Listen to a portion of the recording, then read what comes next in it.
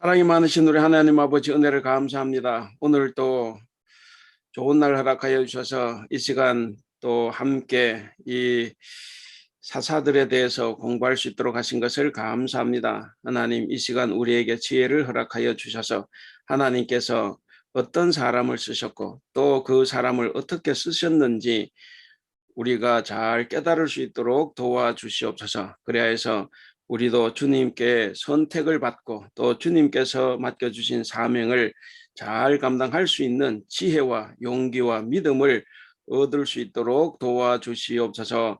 감사하며 우리 주님 예수님의 이름으로 기도하옵나이다. 아멘. 예, 혹시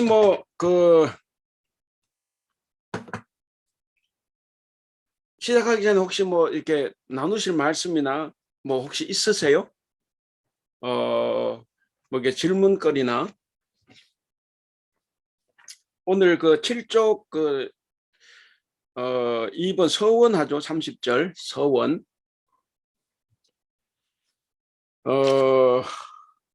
이 서원을 어떻게 생각을 하세요? 일단 서원을 따로 제가 복사물 보충 자료 그래서 이제 내드린 거 있죠. 거기를 보시면 이제 혹시 읽어 보셨으면 서원이 어떤 건가 아마 느꼈을 수 있을 겁니다. 우리 한번 볼까요? 그 복사물 보충 자료 페이지는 12쪽인데 서원이란 뭐냐? 서원이 뭐겠습니까? 서원은 일단 그 하나님의 특별한 은혜와 도움을 받기 위해서 하는 거죠. 하나님의 특별한 은혜와 도움을 받기 위해서 이제 서원을 하는 겁니다. 성경에는 서원이 그렇게 많이 없어요. 오늘날 이제 우리는 과거에 보면 서원을 너무 많이 해. 전부 다 기도하고는 서원했다 그러고 나는 중학교 때 난 신학 가기로 서원했다 이러고 막 그렇게 이야기하는데 서원이 그런 것이 서원일까 하는 거죠. 그런 것이 서원일까. 그래서 우리가 한번 서원을 한번 살펴보겠습니다. 자, 야곱이 서원을 했어요. 그 다음에 이스라엘 민족이 서원을 했습니다. 그리고 한나가 했고 압살롬이 했어요.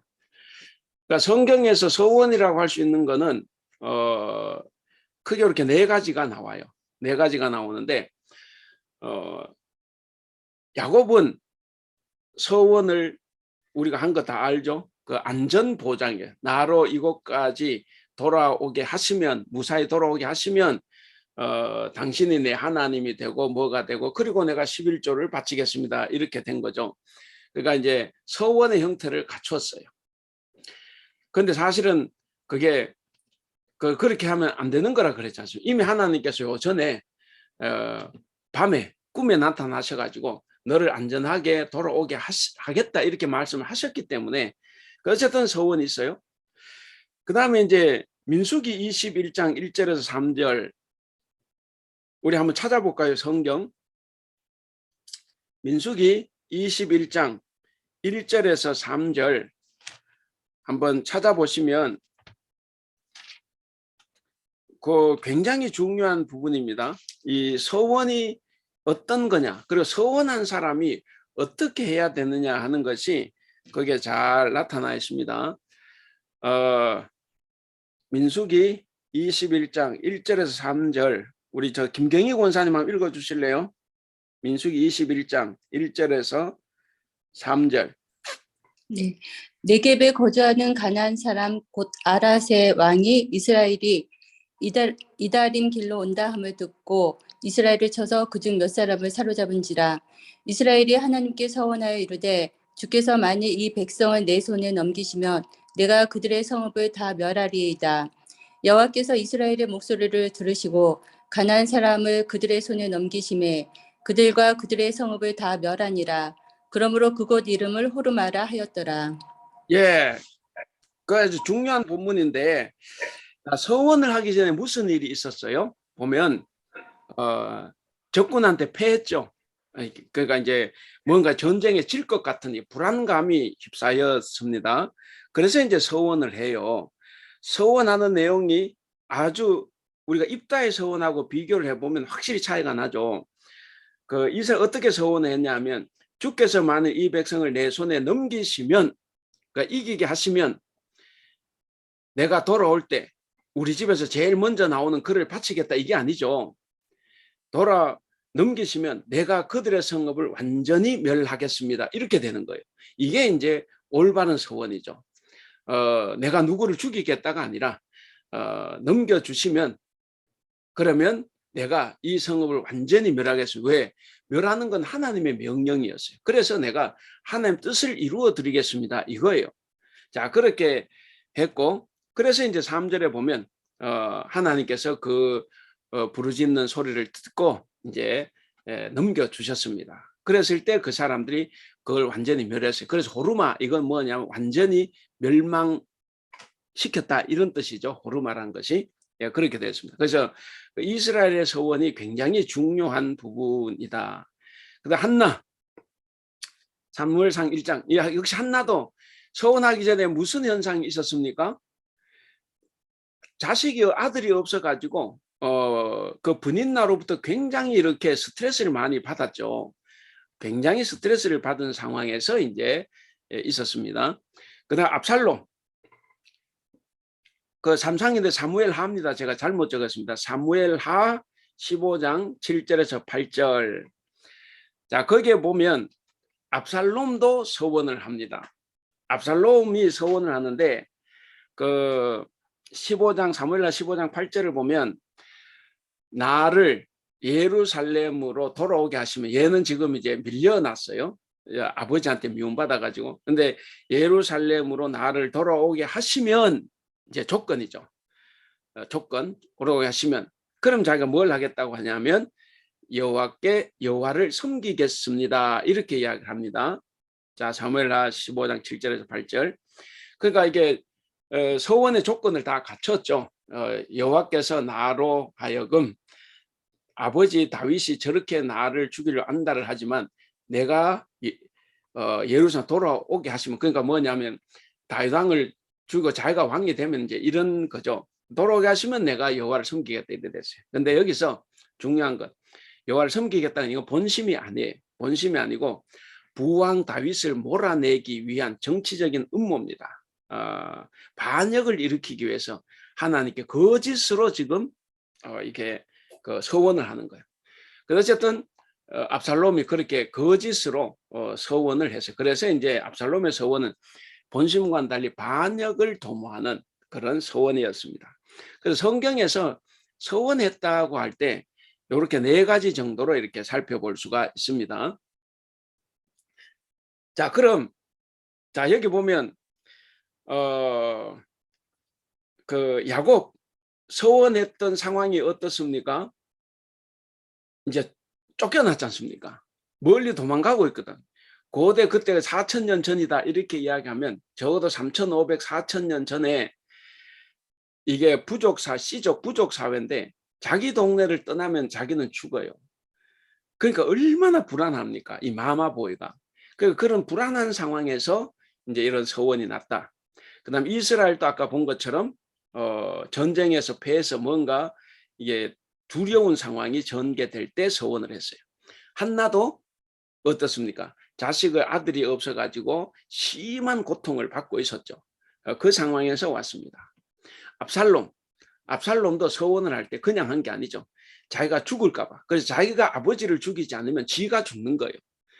그러니까 어떤 그런 불안한 상황, 고통스러운 상황이 전제가 되어 있습니다. 그래서 성경 서원의 특징을 보면 서원자들의 약속과 하나님께 부탁한 일이 서로 연관이 됩니다. 한나, 아이를 주시면 평생 나시린으로 바치겠습니다, 이거고. 이스라엘, 이 땅을 주시면 그 성읍을 진멸하겠습니다, 이렇게 된 거죠. 그러니까 약속과, 그러니까 그 조건과 이제 그 약속이 있죠. 그다음 야곱, 나로 무사히 돌아오게 하시면 내가 이러이러하고 11조를 바치겠습니다. 이렇게 한 거죠. 입다. 나로 전쟁에 이기게 하시면 암몬 사람 멸하겠습니다. 이러면 좋았는데 암몬 사람과는 전혀 상관없이 엉뚱한 이야기를 한 거예요.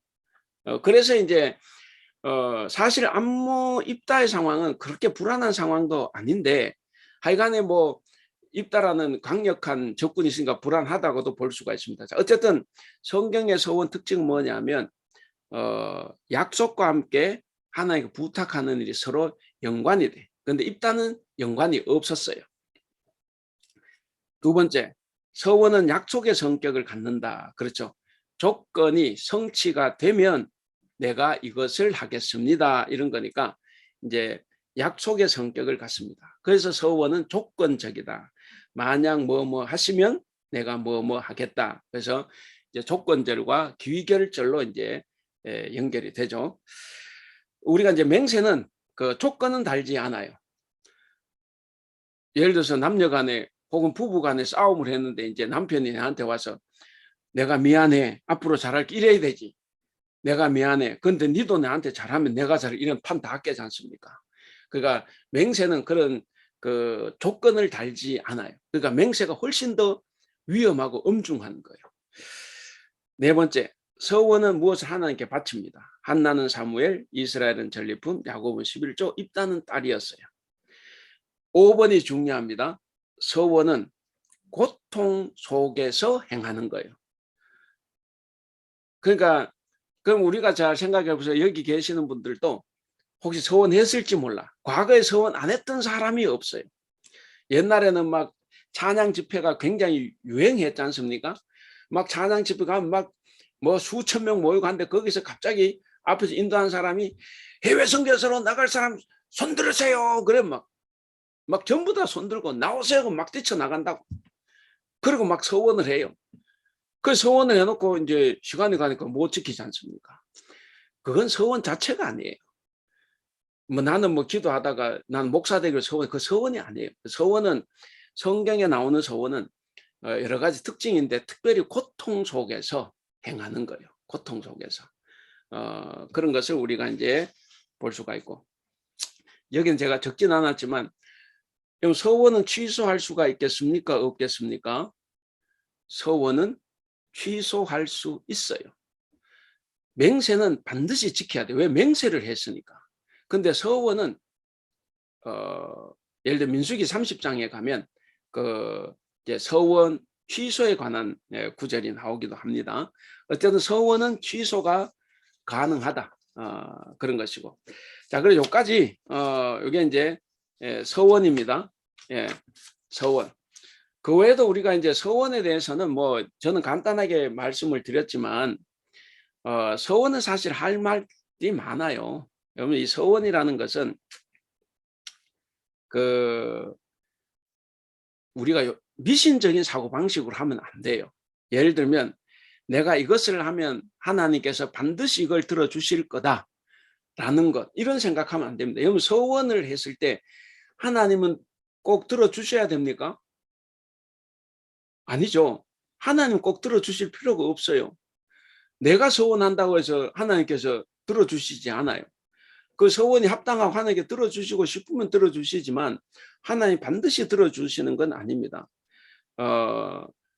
그런데 우리는 간혹 그럴 수 있어요. 조금 더 나가면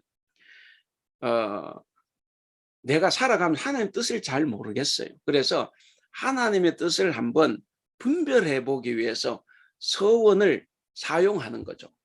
이건 유혹입니다. 하나님, 이 코로나에서도 내가 하는 사업이 혹은 우리 직장이 정말 발전하게 해주세요. 더 크게 발전하게 해주세요. 그러면 내가 뭘 하겠습니다. 자, 이렇게 했다고 하나님께서 들어주실 의무가 있습니까? 그런 거 없어요. 근데 우리가 이제 그런 식으로 하나님의 의중을 한번 알아보기 위해서 그렇게 서원을 하고 싶어 하는 마음이 상당수 있습니다. 근데 그런 유혹을 우리가 물리쳐야 되는 거죠. 그래서 절대로 내 삶에서 하나님 뜻을 알아보기 위해서 서원하는 것은 아니에요. 서원은 고통 속에서 행하는 거다 그랬습니다. 더 중요한 건 뭐냐면 이런 거죠. 이 말씀에서 또 이렇게 중요하게 생각할 수 있는 거는 뭐냐면 이 우리의 상황이 정말 예측 못하지 않습니까? 우리 최경실 집사님도 그렇고 여기 다 뭐 우리 저 팽지경 집사님도 그렇고 이게 지금 그 사업을 하고 계신데 이런 일이 올 거라고 뭐 어떻게 생각을 했습니까? 근데 코로나가 지금 2년이 넘어 지금 3년째 지금 접어들었는데 그러니까 우리의 상황은 정말 변화무쌍한 거예요. 어떻게 될지 모른다는 거죠. 이 코로나가 끝나면 앞으로 이런 일이 없을 건가? 또 이런 일이 없을 수 없다는 보장이 없는 겁니다. 그만큼 이렇게 그 변화무쌍한 환경을 우리가 살아가고 있는데 근데 이런 변화무쌍한 환경 이 환경을 어떤 하나님의 어떤 표징으로 생각하고 내가 이렇게 저렇게 살아가는 것 그것보다는 중요한 것이 그저 하나님을 의지하며 살아가는 것이 더 중요합니다. 이런 상황에서 이걸 해주시면 내가 이렇게 하겠습니다. 이런 것보다는 다 그만두고 그런 거 사는 게 아니고 오히려 내가 하나님을 의지하며 살아가는 그게 중요한 거예요. 예를 들면 이런 겁니다. 예수님께서 이제 십자가 십자가에서 죽임을 당하시지 않습니까?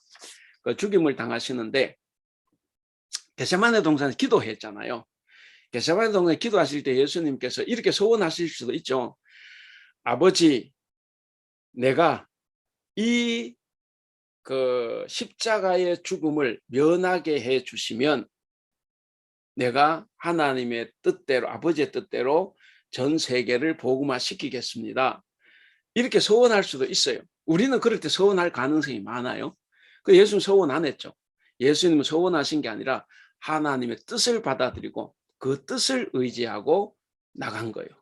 그러니까 우리에게 정말 중요한 것은 뭐냐면 소원을 행해서 뭘 한다기보다는 어떤 상황에서도 하나님을 의지하는 그 믿음이 우리에게 훨씬 더 중요하다 하는 겁니다.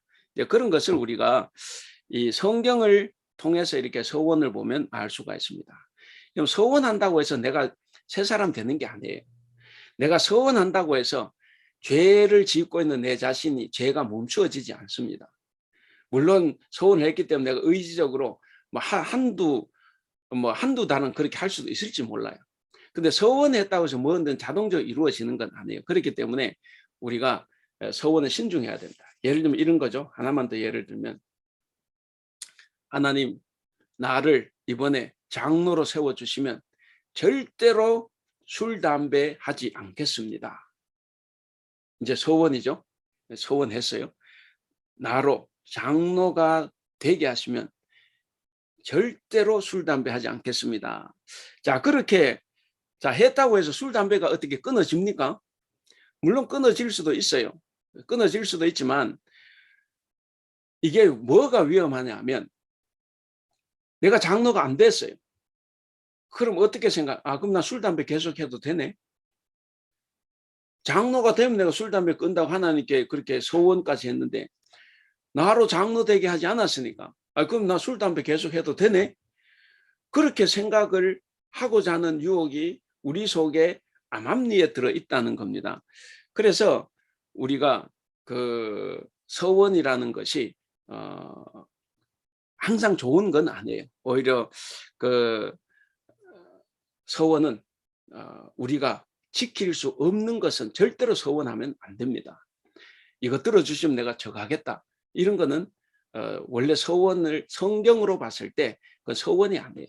그래서 우리가 이제 성경의 서원은 그렇다는 거예요. 그래서 우리가 살아가면서 하는 나 이거 들어주 이거 하겠다. 그게 아니라 성경에서 말하는 서원을 우리가 중요하게 생각해야 된다고 하면 성경의 서원은 다 정말 고통 가운데 내가 어찌할 수 없는 어떤 그런 환경에 빠졌을 때 그럴 때 내가 하나님께 서원할 수 있고 근데 그때도 하나님께서 들어주시고 안 들어주시고는 하나님 마음인데 근데 성경에서 하나님은 그때 들어주셨어요. 그러니까 그런 걸 우리가 생각해 보면 서원을 함부로 하는 것은 아니다.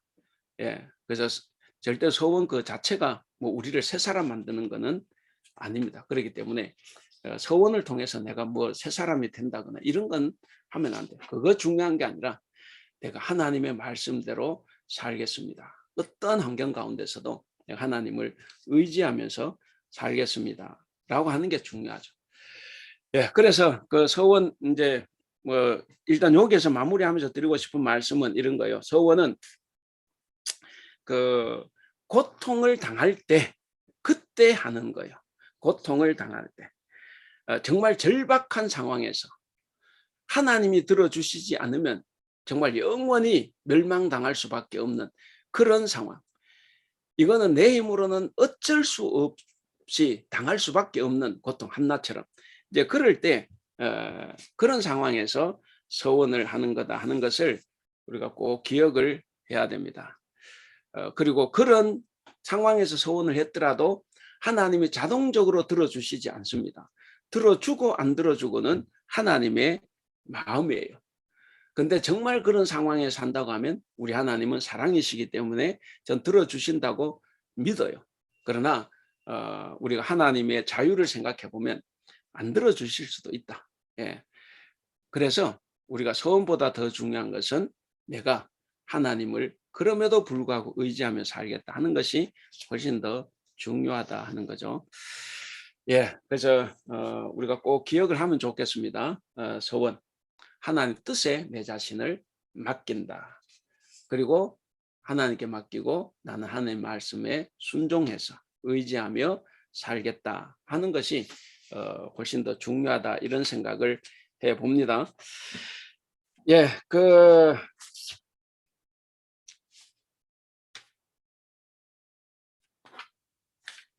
우리가 이제 그 복사물로 한번 가볼까요? 잠시. 그 서원이 나왔는데 우리가 이제 제가 드리는 말씀들을 잘 이해를 하셨다고 하면 입다의 서원은 이게 기본적으로 서원 성립되지가 않아요. 하나님의 영이 이미 지난 시간에 봤듯이 이미 임했어요. 이게 하신다 그랬는데 괜히 입다가 사람들 앞에서 자기의 어떤 위대함을 보여주기 위해서 이게 서원을 한 거죠. 그러니까 이거는 굉장한 교만이고 자기 의지대로 자기 생각대로 한 거죠. 자, 거기 보면은 자 7쪽 서원 그냥 한번 찾아 읽어봐야 되겠네. 예, 그 사사기 몇 장 30절이죠.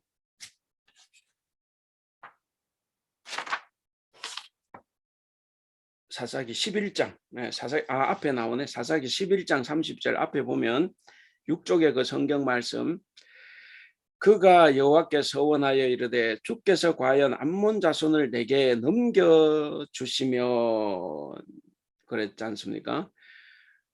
그 아까 저 31절 내가 암몬 자손에게서 평안히 돌아오면 그래서 이제 자기 집에서 갈기를 가장 먼저 영접한 자 이제 바치겠다 그랬는데 아까 이스라엘 자손 그러지 않았죠. 넘겨주시면 내가 진멸하겠습니다 이랬는데 어쨌든 거기 서원. 자, 다시 7쪽에 2번 서원. 근데 매우 어리석고 의의 없는 서원을 한다. 이는 곧 하나님을 신뢰하지 못하고 충동적으로 하나님 신뢰하지 못하고 혹은 자기를 과시하기 위해서 사람들 앞에서 그래서 충동적으로 약속을 한 거죠. 입다는 남을 희생제물로 삼을 생각으로 서원을 했다. 남을 희생제물로 삼아 신앙생활하는 것은 큰 문제다. 그래서 입다는 여러 비윤리적인 문제를 가지고 있는 사람입니다. 입다의 서원 속에 하나님의 반응과 개입이 없는 것으로 보아 입다는 스스로 올무를 준비한 것이다. 이 서원은 자기 혼자 했고 제가 지난 시간에도 말씀드렸지만 꼭 기억을 합니다. 하나님이 그 서원 들어준 게 아니에요. 하나님 이미 그 서원 전에 그 암몬을 넘겨주셨다 이렇게 이야기를 했습니다. 그렇기 때문에 입다의 서원과 전쟁 승리는 아무런 관계가 없다. 그걸 꼭 기억을 해야 됩니다. 그 네모안의 도표를 보면 기돈과 입다 비교해서 이 두 사람 비교할 만한 부분이 많아요. 둘 다 여호와의 영을 받았습니다. 받은 결과 기돈은 하나님을 시험했고 입다는 서원을 합니다. 시험한 내용 잘 알죠? 예, 그 이슬과 솜털 뭉치. 그다음에 이 서원은 만약 그렇다면의 구조를 가지고 있고, 그 하나님의 반응, 기도원에게는 그 시험에 응해 주셨는데 입다의 서원에는 침묵을 하셨습니다. 의의가 없는 거죠. 침묵하셨다. 뭐 기도원도 의의가 없지만, 근데 하나님께 왜 들어주셨는지는 모르지만, 제가 하나님 같으면 기도원은 이 시험도 응하면 안 돼요. 근데 하나님께서 이 기도원의 시험에는 응해 주셨습니다. 응해 주셨다고 해서 기도원 소원이 잘 됐다고 하는 거 절대로 아니에요. 꼭 그것은 또 우리가 알아야 됩니다. 자, 31절. 왜 입다는 인신제사를 생각했을까? 그거 잘 보세요. 인신제사를 생각한 것, 그 첫째, 입다는 길르앗 사람입니다. 길르앗은 모압과 국경을 맞대고 있고, 모압과 거기 옆에 있는 그 밀곰, 몰렉 이런 건 다 그 지역에 있었던 이방신 다 마다들을 제물로 바치는 종교예요. 그러니까 이제 입다가 그 영향을 받았을 거다 하는 거죠. 그 입다는 이제 모압의 그모스를 숭배한데, 몰렉, 뭐 그 그모스, 몰렉을 어떤 성경은 말렉, 어떤 말렉이라고도 한데, 이런 건 다 마다들을 제물로 바치는 제사예요. 그러니까 입다는 그 영향을 받아서 그 그모스를 숭배했다. 그모스 숭배자들은 진정 원하는 게 있을 때 아이를 바쳤다. 그 인신제사 이러면 우리는 굉장히 좀 미개하다고 생각하지 않습니까? 그래서 제가 그럴 때마다 말씀을 드리잖아요. 우리는 뭐 심청전 이거 심청 그 인신 제물 아닌가요? 우리도 다 그런 이야기 있어요. 그 심청전 이야기를 제가 국민학교 다닐 때는 그 학교에 지금 모르겠는데 그때 이제 학교마다 동화책 파란 책으로 된 파란 그 표지로 된 동화책이 다 학교로 나오잖아요. 그럼 그거 읽어야 되거든. 그거 읽고 공개 경시 대회도 하고 그랬다. 그래서 그거 잘 읽고 이제 학교들끼리 모여가지고 이제 막 시험 치기도 한데 그 심청전 있어요. 그 심청이가 그 인신 제물이 되는 것 아닙니까? 그러니까 이게 우리가 인신 제사 그럴 때 저거 왜 저렇게 미개한 짓을 하나 하고 싶지만 실제로 이게 굉장히 아름다운 거예요. 과거에는 우리 심청이처럼. 그러니까 이게 잘못됐다고 생각하기가 이게 쉽지가 않아요. 그 환경에 물이 들면. 그러니까 하나님께서 인신 제사를 강력하게 금하는 거죠. 참고로 그 하나님도 인신 제사를 원하신 것 같은 부분이 있죠. 아브라함 보고 이삭을 바치라 그랬지 않습니까? 그래서 사람들은 하나님도 인신 제사를 좋아한다 이렇게 하는데, 그 많은 사람들이 그렇게 하고 또 우리가 그런 공격을 받으면 그 대답을 잘 못해요. 근데 오히려 그건 역으로 당시 세계에서 하나님 인신 제사를 싫어한다는 것을 역으로 보여준 이야기예요. 갔을 때 인신 제사 바치게 했으면 하나님이 그걸 좋아하시지만 바치려고 할 때 그만두게 하지 않습니까? 그러니까 하나님의 목적이 인신의 목적이 있었던 게 아니라 아브라함이 내 말을 순종하느냐 안 하느냐 거기에 초점이 있는 시험이었기 때문에 오히려 그 이야기는 역으로 하나님은 당시 그 세계에서 인신 제사를 원하지 않는다는 것을 역으로 보여준 사건이라고 볼 수가 있습니다. 자, 거기 30 계속 보면 점으로 하나님은 어떤 분인지를 잘 모르는 입다는 하나님을 이방신처럼 섬겼다. 우리나라 새벽기도 왜 생겼는지 아세요? 뭐 다른 나라 3일 수요일 예배 새벽기도는 우리나라에만 있지 않습니까? 술 담배 하지 말라는 것도 우리나라에만 있고 그렇죠? 예. 그리고 사도신경을 외울 때 사도신경에 예수님 장사되고 지옥에 내려갔다 이 말이 우리나라 사도신경에만 빠졌죠. 대만 사도신경에도 나오고 제가 인도네시아도 다 있어요. 모든 사도신경에는 그 신앙 고백이 그게 다 들어가 있어요. 근데 우리나라만 그걸 살짝 빼버렸어요. 아주 나쁜 버릇이죠. 근데 요즘에는 그 여러분들 그 찬송 앞에 보면 사도신경 그래도 논문으로 말하면 이제 각준대 나눠주로 달아놨어요. 고대 그러니까 뭐 고대 그 뭐죠 영향력 있는 사본에는 지옥에 내려가사가 있음 이렇게 붙여놨어요. 그것만 해도 우리는 성공한 거죠. 예. 그 한 10수년 전에 그거는 밑에 나눠주로 달아놓긴 했어요. 그러니까 우리는 이 교리를 너무 숭상을 하다 보니까 실제로 우리는 가르치지 않는 것이 너무 많아요. 가르치는 게 잘못된 것이 아니라 안 가르치는 게 너무 많다 하는 건데, 어찌됐든 그 이방 지역에 있었기 때문에 이게 사실은 이방 신처럼 섬기는 게 어렵잖아요. 아까 말했죠. 새벽기도 왜 생겼습니까? 여러 가지 설이 있는데 그 안에 어느 목사님들은 갑자기 생각이 안 나네. 그 목사님 이제 스님으로 계시다가 이제 길선주 목사님 스님으로 계시다가 개종을 해서 목사가 됐는데, 이제 불교에서는 아침마다 일어나서 뭘 하지 않습니까? 근데 자기가 개종을 하고 교회 목사가 됐는데 새벽에 아무것도 안 하니까 이게 이제 그런 거죠. 그래서 새벽 기도를 시작한 거예요. 새벽 기도를 시작했는데 그 길선주 목사님 아들이 이제 장신대 신전 다닐 텐데 그 자기 친구가 그랬대. 아씨, 한국교회 왜 새벽 기도를 만들어 놔가지고 목사 힘들게 하냐 그랬더니 그 친구 웃으면 야, 너 아버지가 만들어 놓은 거야. 이렇게 이제 이야기를 이렇게 했다는데, 어찌됐든 그 이제 그런 거 다 이제 우리나라에서만 있는 거죠. 왜 그랬느냐? 불교의 영향을 받은 거죠. 불교의 영향을 받아서 이제 이렇게 하는 건데, 근데 이런 건 이제 좋은 거지 않습니까? 그들의 좋은 것을 우리가 가지고 와서 이제 사용하는 것, 이건 좋지만 나쁜 것에 물드는 건 이게 심각한 거죠. 그러니까 이제 이 입단은 바로 그 이방 지역에 살았기 때문에 이제 이방 신처럼 섬겼다 이렇게 되었습니다. 그래서 어릴 때부터 봤던 이방 종교 풍습이 그의 신학과 세계관을 형성했다.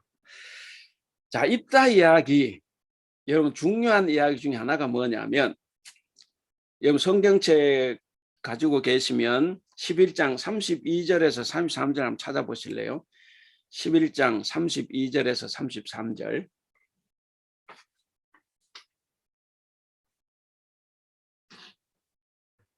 그 우리 저 최경실 집사님 한번 읽어주실래요? 32절, 33절.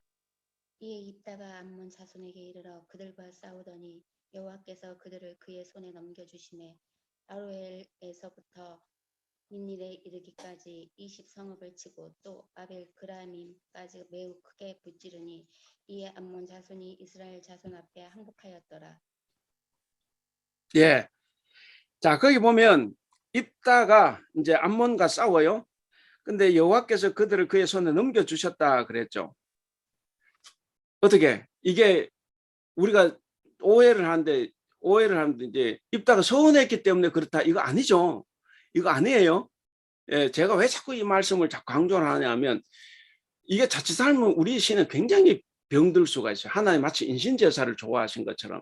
근데 그게 아니고 분명히 서원하기 전에 여호와 영이 임했어요. 그리고 또 이게 중요한 게 뭐냐면, 우리가 그 안 읽어봤지만 여러분 그 앞부분을 읽어보면 그 입다가 전쟁을 바로 해야 되는데 전쟁을 안 하고 뭐 했다? 여호와 영이 임했을 때 첫째, 서원했다. 그죠? 서원했다. 서원을 하고 그럼 바로 전쟁을 했느냐? 바로 전쟁하지 않았어요. 그 29절에 보시면 그 입다가 여호와 영이 임했고, 그리고 30절에 서원을 했지 않습니까? 서원을 했고, 그리고 이제 32절에 방금 읽으셨는데 그 이제 여호와께서 이제 넘겨 주셨습니다. 넘겨 주셨는데, 근데 입다는 우리가 앞부분을 보면 전쟁에서 이기기 위해 가지고 암몬 자손과 협상을 하는 부분이 있어요. 협상. 그러니까 그 입다가 이제 굉장히 잘못하는 게 많죠. 그 협상을 했는데 그 협상의 결과로 지금 이긴 것도 아니에요. 그러니까 여기서 여호와께서 이걸 강조하는 건 뭐냐면, 인간의 계략이 실패하고 협상이 실패하고 그 다음에 인간이 서원한 것마저도 다 실패하고 오직 승리는 누가 하셨나? 이제 하나님께서 해결해 주셨다 하는 것을 강조하는 말이 이제 여호와께서 손에 넘겨 주셨다 그랬어요. 근데 여기서 더 중요한 것, 우리가 복사물을 보면 그래 됐죠. 그 4번 10장 6절부터 12장 7절까지가 입다 이야기입니다. 근데 여러분 사사의 주된 임무는 뭡니까? 전쟁이에요. 전쟁.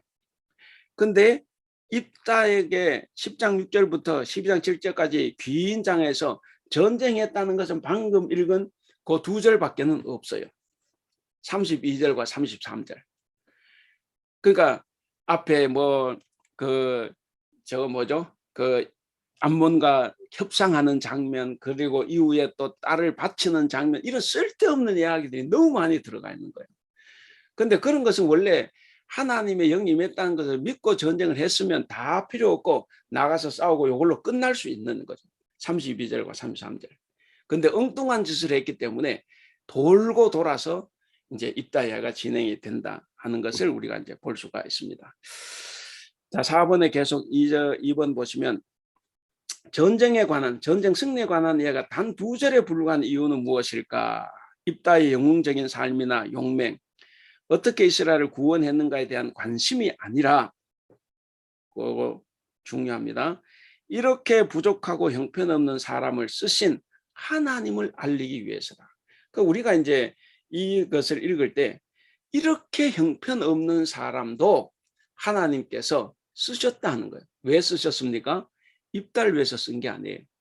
이스라엘 백성, 불쌍한 백성, 자기 백성을 구해야 되기 때문에 이런 사람도 쓰시는 거예요. 제가 목사입니다. 제가 하나님의 쓰임을 받아요. 항상 좋은 뜻으로 쓰임 받으면 참 좋죠. 근데 내가 나쁜 짓을 해도 하나님 쓰임을 받아요. 왜 받습니까? 성도들이 불쌍하니까. 그래서 하나님은 나의 나쁜 것을 이용해서라도 성도들을 보살피는 거예요. 그래서 우리가 이제 간혹 어떤 분 기도할 때 내가 좋은 뜻으로나 나쁜 하나님께 쓰임 받을 수 있도록 해달라고 기도한 사람들이 진짜 있어요. 간혹 그렇게 기도하면 안 돼요. 그러니까 좋지만 내가 나쁜 뜻으로 쓰임 받아서 절대로 안 되죠. 항상 좋은 뜻으로 쓰임 받아야 되는데, 어쨌든 이제 여기서 중요한 것은 그겁니다. 이렇게 형편없는 사람도 하나님은 쓰셨다 하는 겁니다. 자, 3번. 입다의 승리는 그 딸을 번제로 바치는 비극의 시작이었다. 예, 그래서 이제 우리가 이제 눈여겨보면 그래요. 승리하고 나면 그 다음 일어나는 게 있죠. 나오는 구절이 80년 동안 태평하였더라. 뭐 20년 동안 태평하였더라. 이런 게 나오잖아요. 그래서 입다가 사사가 나가서 전쟁을 해서 적군을 물리쳤어요. 그리고 그 이후 20년 동안, 40년 동안, 80년 동안 평온하였더라. 이렇게 되는데 입다에게는 그게 없어요. 승리가 곧 비극입니다. 그래서 승리해서 평온이 찾아온 게 아니라 이제 딸을 번제물로 바치는 이제 비극이 시작됐다 하는 거죠. 그래서 이 잘못된 이 서원, 이것이 이제 얼마나 큰 문제를 가지고 있느냐 하는 것을 이제 볼 수가 있습니다. 여러분 참고로 14쪽입니까? 입다는 서원을 바꿀 수 없었는가 혹시 보십니까? 예, 보충 자료에 14쪽에 3번 입다는 서원을 바꿀 수 없었는가? 예, 찾으셨습니까? 예.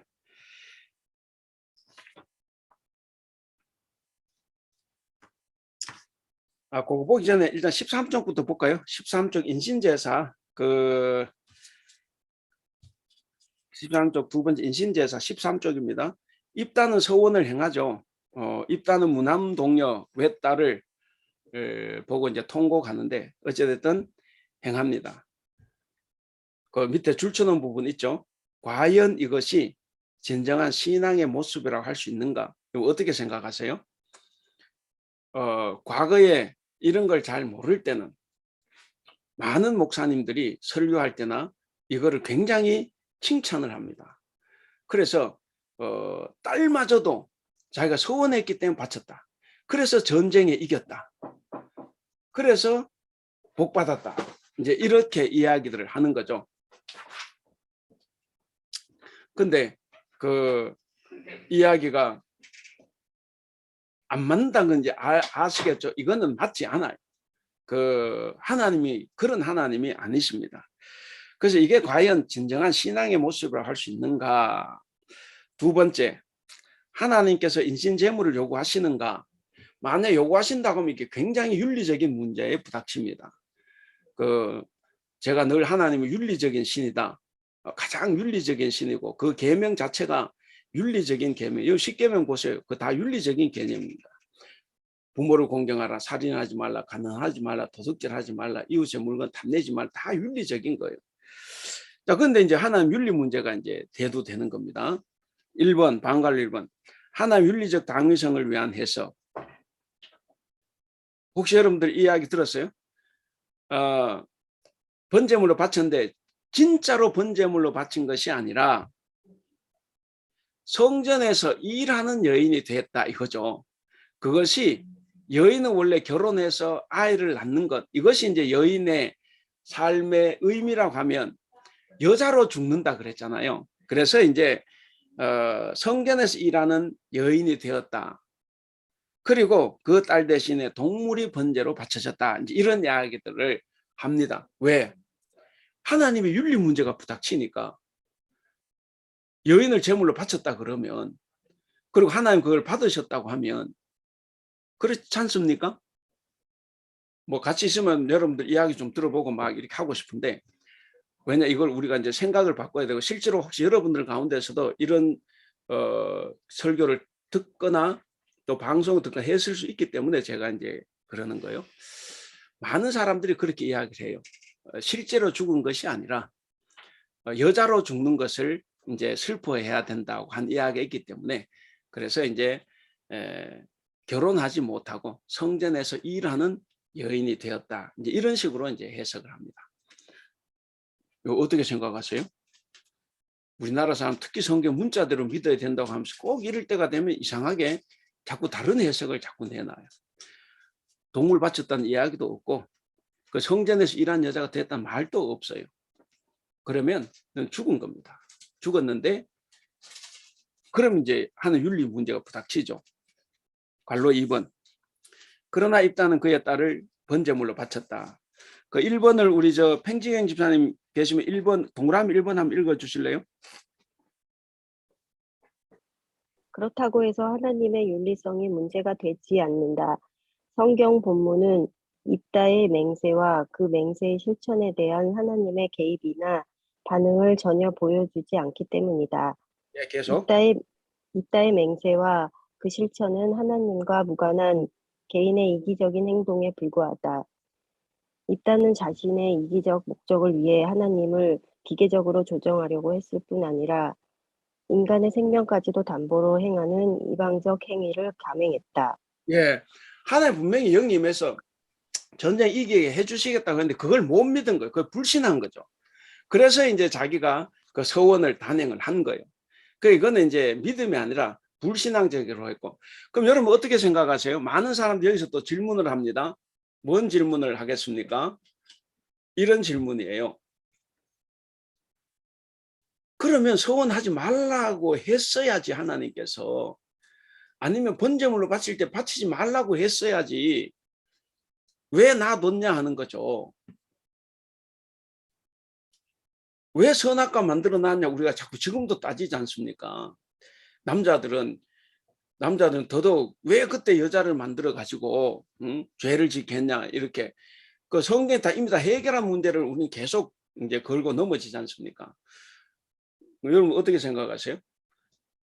방금 우리 팽지의 집사님 읽으셨는데 예를 들어서 난다 팽지 말고 자 A라는 사람이 있어요. 교회를 열심히 잘 다녀. 근데 돈이 꼭 필요해. 그래서 내가 오늘 좀 은행 털기로 작정을 하고 한 달을 계획을 했어요. 그럼 기도할 때마다 하나님께서 그거 하지 말라고 메시지 안 주시겠습니까? 그리고 그걸 할 때 자기가 잘못됐다는 거 못 느끼겠어요? 우리가 뭔가 잘못할 때 우리가 항상 이건 하나님 뜻이다라고 생각하고 합니까? 분명히 잘못됐다는 걸 알지만 하는 게 엄청 많죠. 멈추지 않는 거예요. 인간의 욕심이. 인간의 욕심, 인간의 교만이 그렇게 쉽게 하나님 뜻에 굴복하고 그러지 않아요. 그렇게 하려면 적어도 정말 예수님처럼 자기를 희생하고 버릴 각오를 하는 그런 기도가 있어야 우리가 내 뜻을 포기할 수 있지. 입다는 지금 하나님께서 사인을 저는 충분히 주셨다고 생각해요. 성경 표현은 안 돼도. 근데 그걸 정말 멈출 수 없는 거죠. 자기 욕심, 자기 어떤 위대함을 보여주기 위해서. 그래서 우리가 현실에서 생각해 보면 충분히 이해할 수 있는 이야기예요. 그래서 이 사람은 멈추지 않았습니다. 이건 절대로 하나님께서 원하신 것도 아니고 하나님 그걸 받아들인 것도 아니에요. 그래서 입다 서원 이야기의 결론,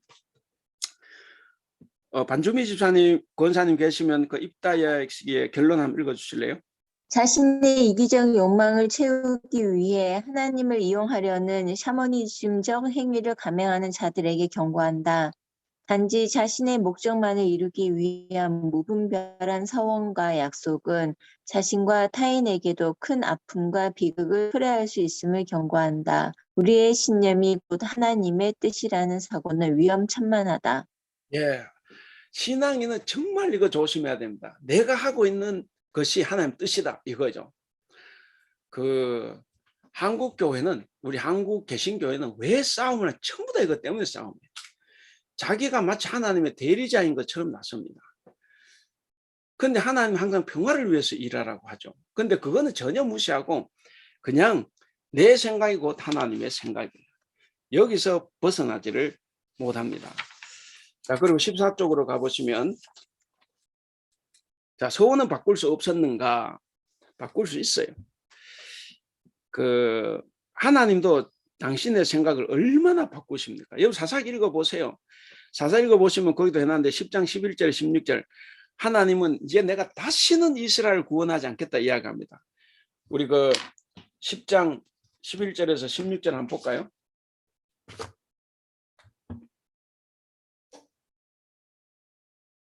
(10장) 여러분 10장 11절 한번 찾아보셨어요? 거기 읽으면 그렇죠. 여호와께서 이스라엘 자손에게 이르시되 내가 애굽 사람과 아모리 사람과 암몬 자손과 블레셋 사람 너희를 구원하지 아니하였느냐.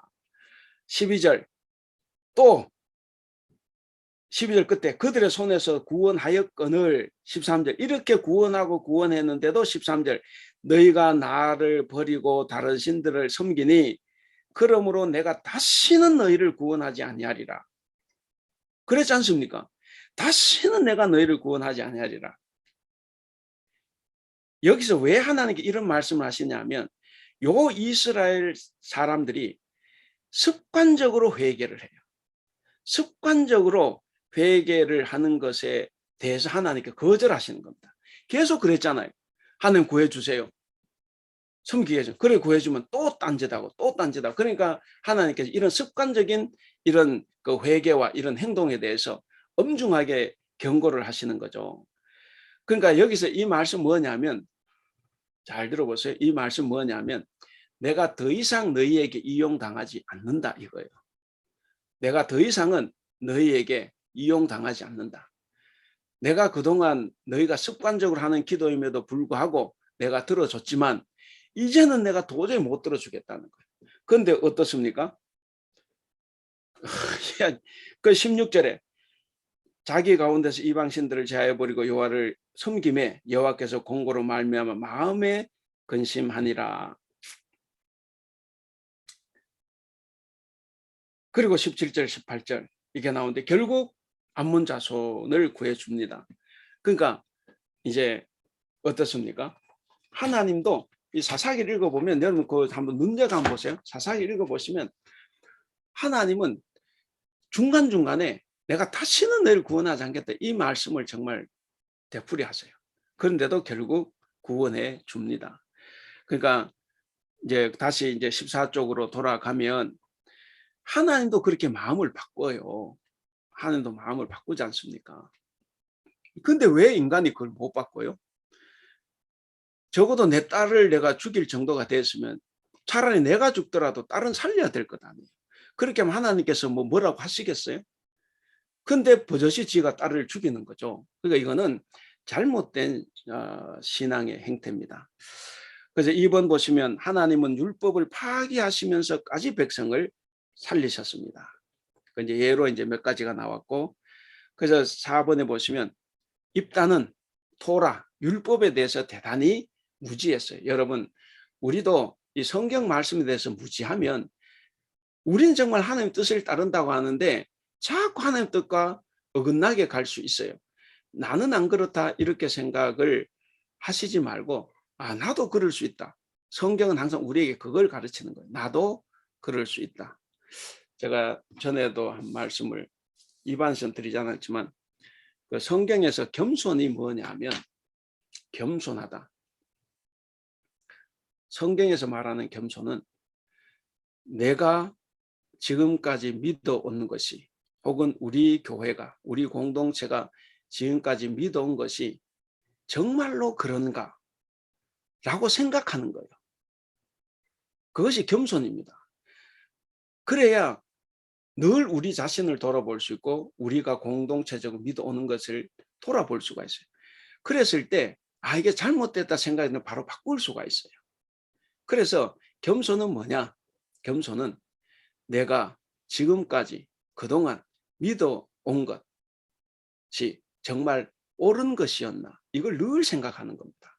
그리고 잘못됐다 싶을 때는 바로 바꾸는 거예요.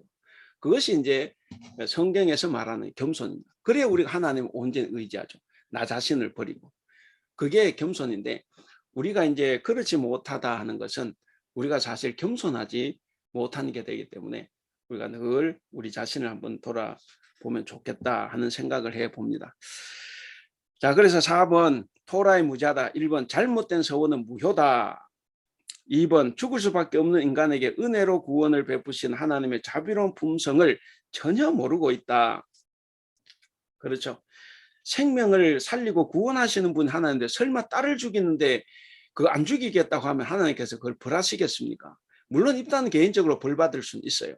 서원을 함부로 했으니까. 그러나 그것 때문에 하나님께서 입다의 생명을 죽이지는 않을 거예요. 3번 그 시대가 이것을 알려줄 만한 제사장이나 레위인이 없었다. 이것은 곧 이스라엘의 가나안화가 점점 더 심각해져 가고 있다 하는 거죠. 그래서 알려줄 만한 제사장 레위인이 없었다. 예. 그 모두가 다 가나안화 됐기 때문에 이거 알려줄 사람이 없죠. 그래서 뭐 저도 이게 그걸 알려주는 사람에 속하는 사람이니까 늘 저도 이제 이런 신경을 씁니다. 우리가 이제 늘 우리가 생각했던 대로 믿는 것이 좋은 건가, 옳은 게 뭔가 하는 것은 우리가 늘 생각을 해봐야 됩니다. 4번째, 입다는 이스라엘의 종교의 신실한 사람이 아니라 암몬 종교의 신실한 사람으로 우상 숭배자들이 하는 가증한 행위를 자행했다. 예, 그래서 이제 그런 사람이었어요. 예, 삼손은 또 이렇게 교회 안 다니는 사람도 삼손은 또 다 알지 않습니까? 그래서 이제 머리가 길고 힘이 있으면 이제 삼손이다 이제 그렇게 이야기하는데, 그래서 우리가 이제 삼손을 굉장히 아주 좋게 많이 그리죠. 그리고 이제 교회에서도 당연히 이제 좋게 그리는데, 근데 제가 처음에 말씀드렸잖아요. 이 사사기 이야기의 목적이 뭐냐면 사사들의 죄가 점점 극심해서 왕정 제도로 가지 않으면 안 될 지경이 된 거예요. 그래서 이제 자꾸 중간중간 왕이 없으므로 사람이 자기 속에 오른 대로 이걸 넣은 게 뭐냐면 이게 왕정 제도로 넘어갈 수밖에 없었던 상황. 그래서 다윗 왕이 왜 등장했느냐? 하나님 싫어하시는 왕정 제도, 그것도 다윗 왕이 어떻게 등장했냐? 그걸 이제 설명을 하는 이야기예요.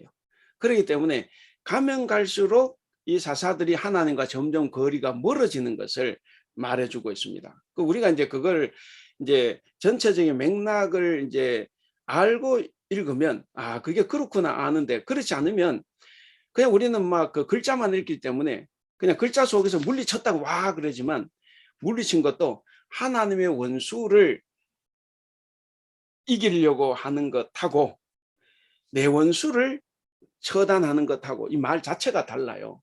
그러니까 가면 갈수록 하나님의 원수, 이스라엘 원수를 물리치는 것이 아니라 자기 원수를 물리치고 거기에 도취대가 사는 거죠. 그거 이제 최악이 이제 삼손이다 하는 겁니다. 자, 그 7쪽에 그 밑에 삼손에게도 하나님의 영이 임했습니다. 3번 임했어요. 세 번 임했다는 게 뭐냐면 세 번 임할 수밖에 없어요. 삼손은 워낙에 자기 멋대로 노니까. 그 세 번이나 임했지만 얘는 한 번도 변화된 적은 없어요. 자, 초기에 13장 25절 영이 이 글을 움직이기 시작했습니다. 여기서는 간단히 보지만 여러분들 끝나고 궁금하시면 성경책을 가지고 한번 또 보시기 바랍니다. 자, 그래서 앞으로 하나님의 영이 삼손에게 어떤 영향을 미치고 삼손을 이끌어 가느냐 하는 것을 이제 볼 수가 있습니다. 그다음 두 번째 14장 6절 이게 이제 저 외국 여자한테 청혼하러 그 포도밭을 지나가는 거예요. 포도원을 지나가는 이야기. 그거 잘 새겨 들어야 됩니다. 포도원에서 생긴 일이에요. 그 성경 구절 우리가 같이 읽어볼까요? 시작. 여호와의 영이 삼손에게 강하게 임하니 그가 손에 아무것도 없이 그 사자를 염소 새끼를 찢는 것 같이 찢었으나 그는 자기가 행한 일을 부모에게 알리지 아니하였더라. 여기서 강하게 임하니 이 말이 우리말로 하면 갑자기 덤벼들었다 이거예요. 갑자기 덤벼들었다. 그러니까 하나님의 영이 생각할 틈도 없이 갑자기 덤벼든 거예요. 왜? 이놈이 지 마음대로 노니까. 그러니까 잘못됐죠. 그러니까 일어난 일을 부모에게 말하지 않아요. 왜? 부모에게 말하면 네가 나신이니 왜 그랬냐 이게 근심거리가 되기 때문에. 근데 우리는 이게 왜 근심거리가 되는지 잘 모르지 않습니까? 그래서 우리가 이제 성경을 보면 자, 2번 동그라미 2번 삼손이 처음으로 힘을 사용했어요. 하나님 주신 힘을 이제 처음으로 사용했다. 그 사용한 것은 뭡니까? 하나님의 영이 갑자기 임해서 이제 사용했다. 근데 동그라미 3번이 중요해요. 나시린으로서의 규례를 다 내팽개 쳐버린 거예요. 첫째, 나시린 절대로 포도와 가까이 하면 안 돼요. 근데 얘가 지금 어디로 걸어가고 있습니까? 그랬죠? 포도밭을 지나고 있어요. 그러니까 하나님의 영이 갑자기 덤벼든 거예요. 얘가 잘못된 길을 가고 있기 때문에. 그리고 사자를 염소 새끼 찢었다 이러면 피를 묻힙니까? 안 묻힙니까? 손에 피를 묻히죠. 나시린은 피를 가까이 하면 안 되죠. 우리가 이제 나시린 규례를 우리가 안 했기 때문에 기본적으로 알고 있지 않습니까?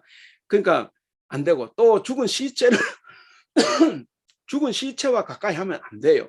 그러니까 지금 여기서 이 삼손이 한 건 뭡니까?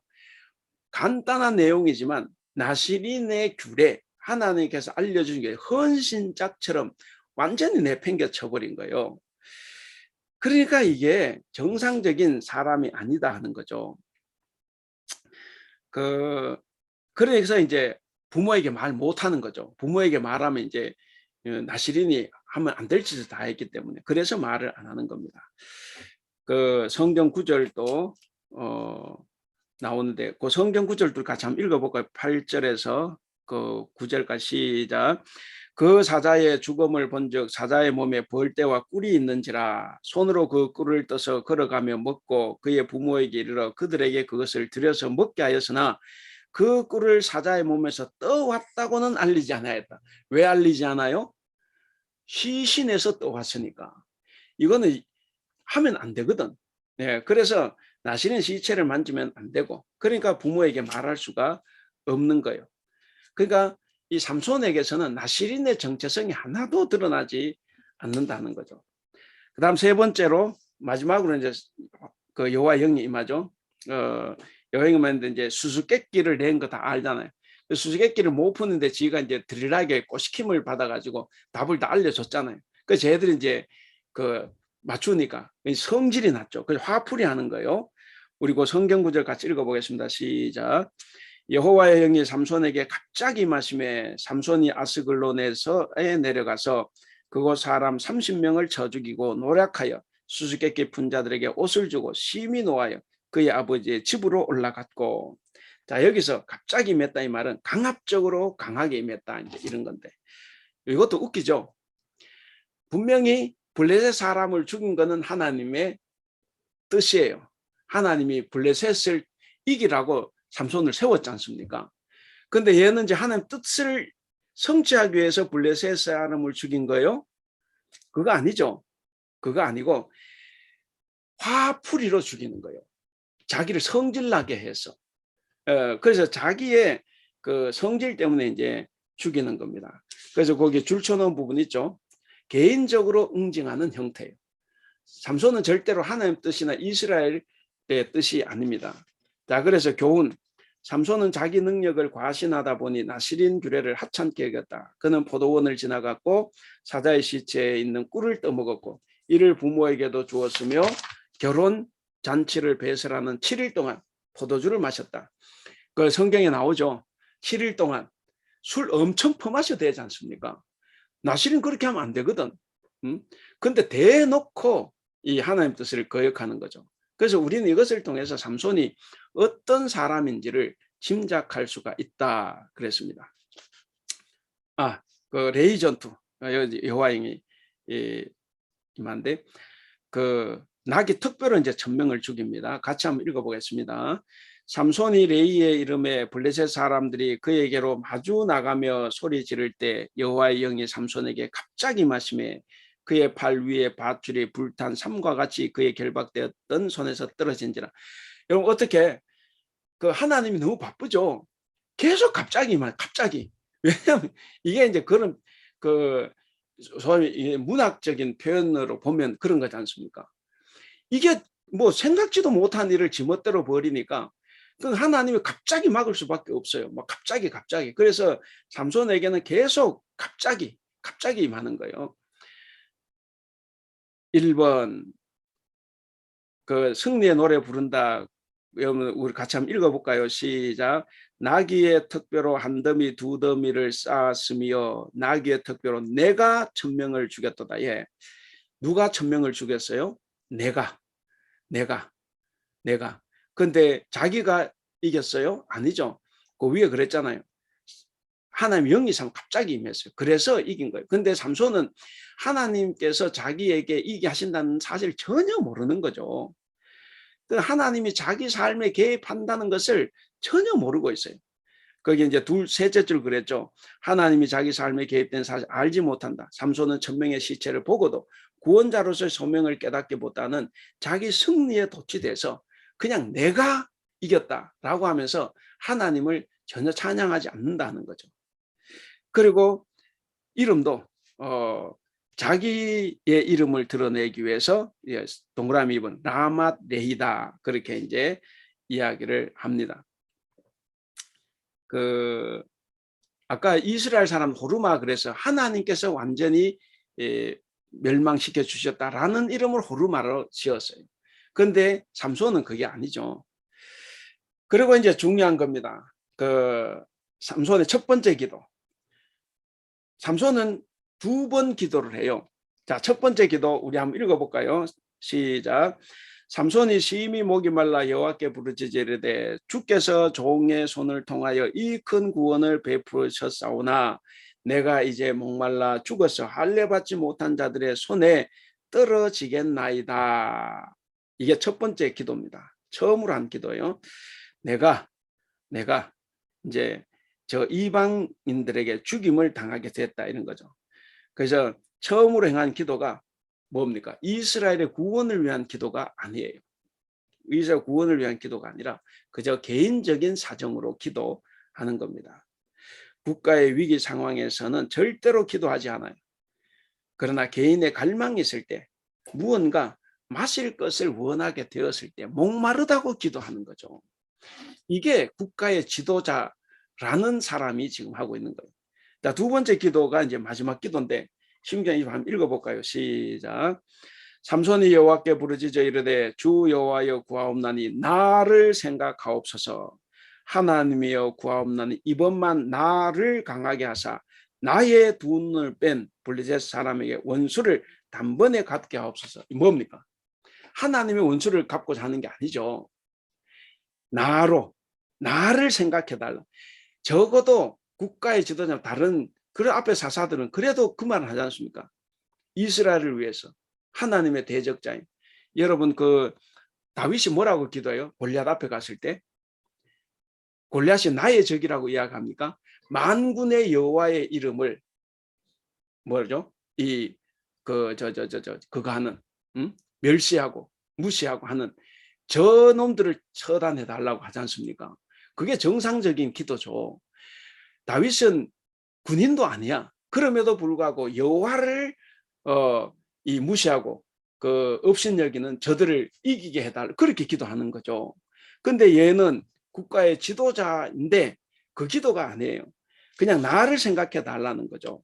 그래서 하나님의 원수가 아니라 나의 두 눈을 뺀 저 원수들을 내가 이번에 갚게 해달라는 거죠.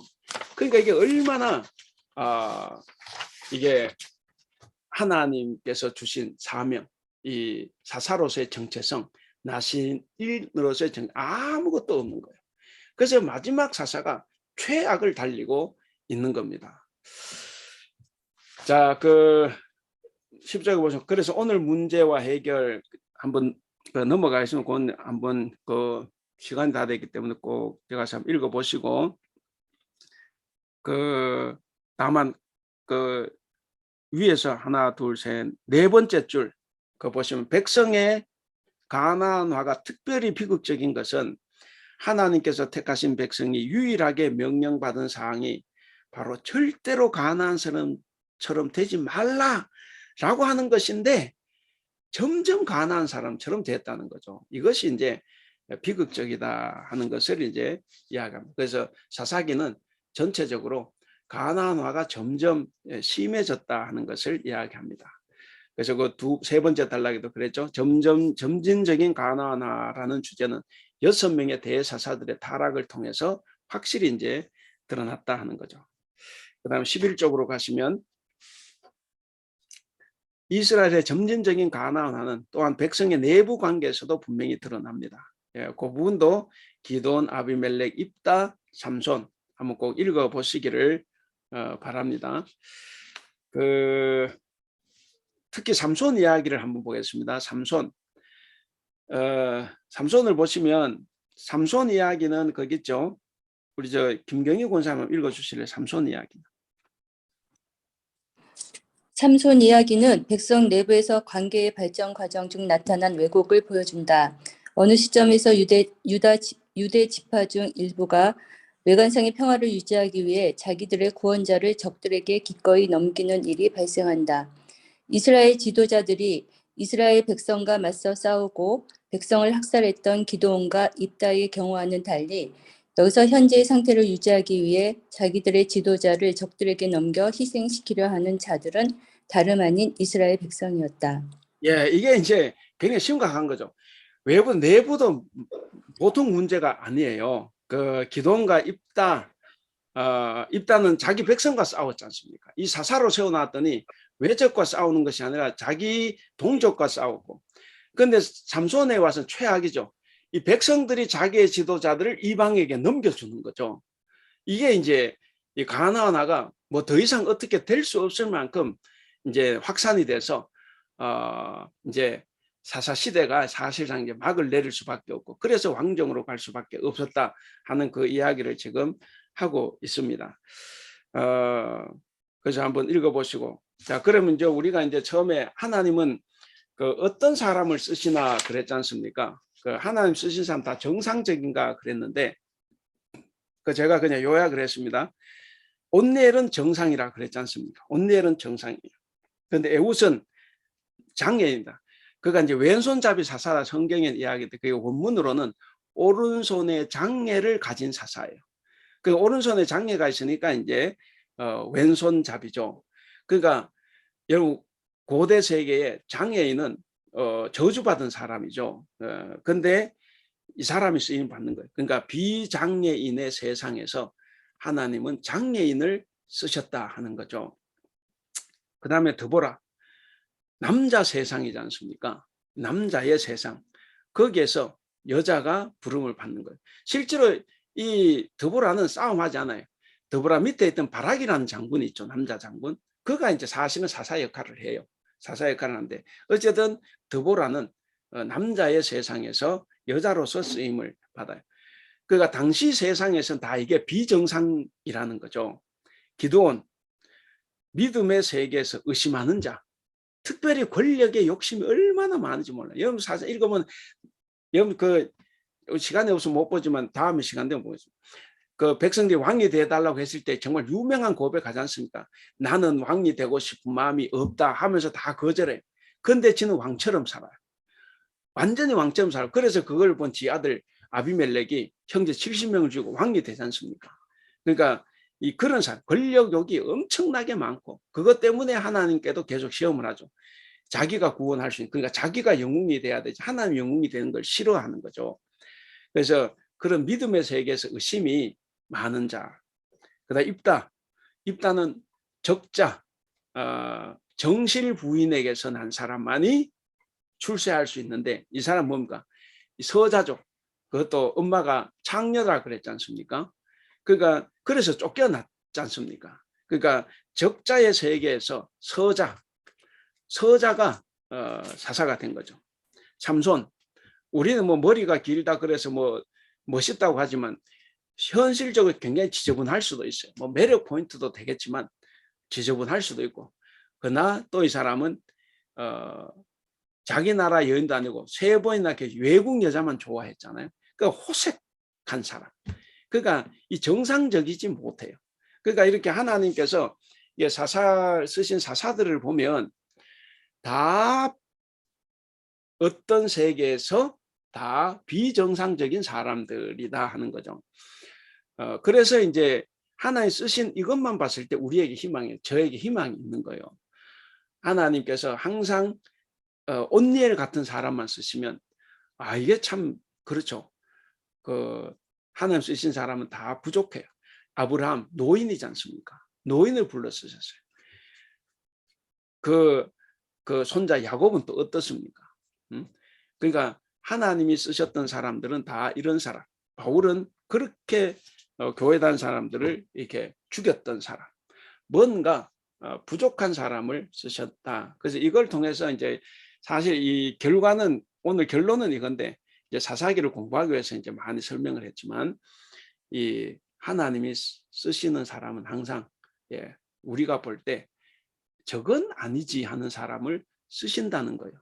그래서 우리에게도 희망이 있고 또 교회에서 하면 저 사람 장로 자격이 되나? 저 사람 권사 자격이 되나? 우리 그 말 하면 안 돼요. 직분을 받고 임명을 받을 때 그때 하나님의 영이 임합니다. 그 직분을 감당할 수 있는 영을 줘요. 근데 내가 겸손하다고 아이고 나는 권사 자격이 안 돼요. 그거 내가 이해는 합니다. 그렇지만 진짜 그것 때문에 권사가 됐는데도 직분 감당하지 않으면 그거 아닌 거죠. 그런 건 아니에요. 하나님은 그런 사람을 들어서 쓰시는 분이다. 그래서 우리가 이제 용기를 가지고 살아갈 수 있다. 그렇게 생각합니다. 하나님이 쓰신 사람 정상적인가 뭐 제목이 좀 그런데 어쨌든 우리가 한번 살펴봤습니다. 마이크를 한번 켜시고 그리고 얼굴도 한번 보여주시면서 혹시 하실 말씀들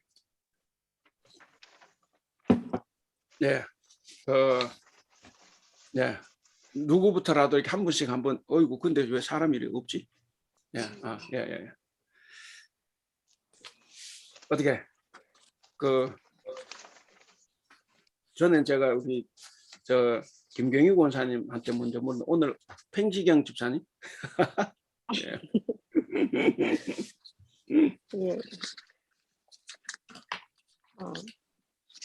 제가 생각했던 그 사사기랑 또 이렇게 공부를 하고 나니까 또 많이 좀 틀린 그런 부분을 깨달았고요. 다시 한번 생각하는 시간을 많이 갖게 됐어요. 중요한 거는 이제 그거죠. 제가 자꾸 말씀드린데 성경을 통해 사람을 배우는 것이 아니고 사람에 대해서도 배울 게 있지만 그러나 중요한 성경은 우리에게 하나님이 어떤 분인가를 알려주는 거예요. 그래서 이제 하나님이 도대체 어떤 사람을 쓰셨고 그 사람 어떻게 사용했느냐 우리가 그걸 통해서 우리가 하나님 알고 우리가 신앙생활을 유지를 해야 되는데 우리가 자칫 잘못하면 자꾸 사람을 본받으려고 그래.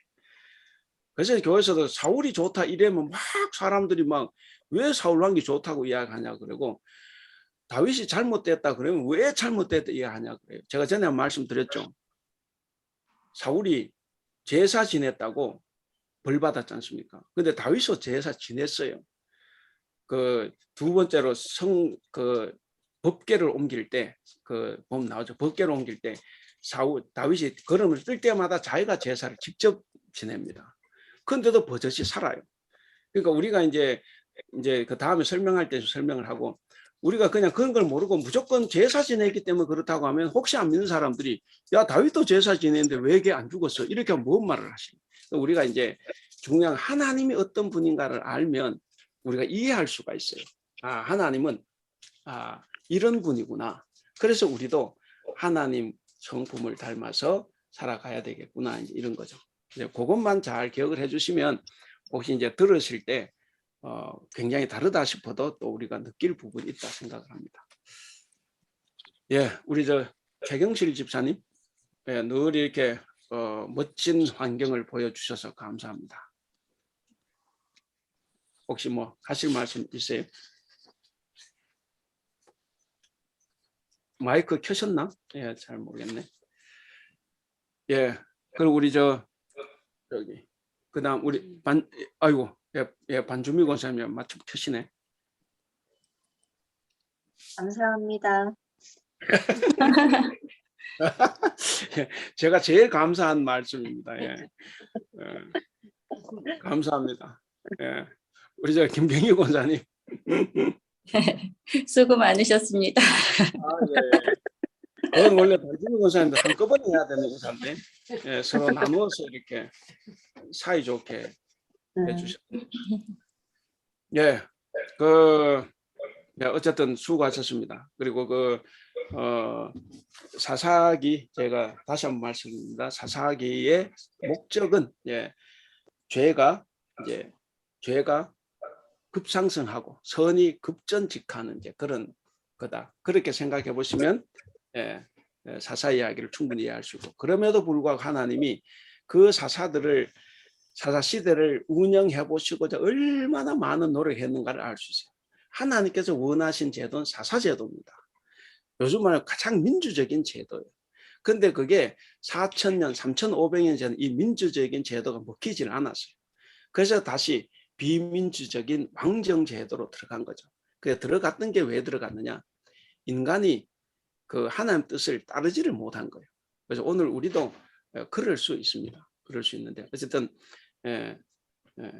결국 그런 것 때문에 이제 왕정이 들어섰다. 그래서 우리는 이런 사사를 통해서 하나님을 봤기 때문에 우리는 하나님 뜻을 잘 알고 그렇게 순종하며 살아갈 수 있기를 바랍니다.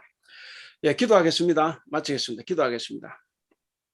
사랑이 많으신 우리 하나님 아버지, 은혜를 감사합니다. 2주 동안 하나님께서 쓰신 사람들에 대해서 우리가 생각해 보았습니다. 특별히 사사기를 통해서 사사를 중심으로 살펴보았는데, 하나님, 우리의 하나님께서는 우리가 생각하는 완벽한 사람, 잘난 사람을 선택하고 쓰신 것이 아니라 그 당시 세계에서 다 비정상적이라고 볼 수 있는 사람들을 쓰신 것을 보며 다시 한번 감탄하고 은혜를 받습니다.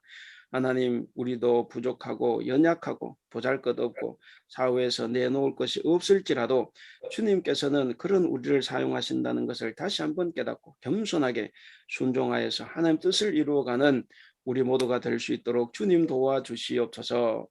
하나님, 주님의 영이 우리에게 임했을 때 우리는 모든 것을 할 수 있는 힘을 가졌다는 것을 깨닫게 하시고 우리에게 맡겨주신 사명, 직분 또한 잘 감당할 수 있도록 우리를 도와주시옵소서.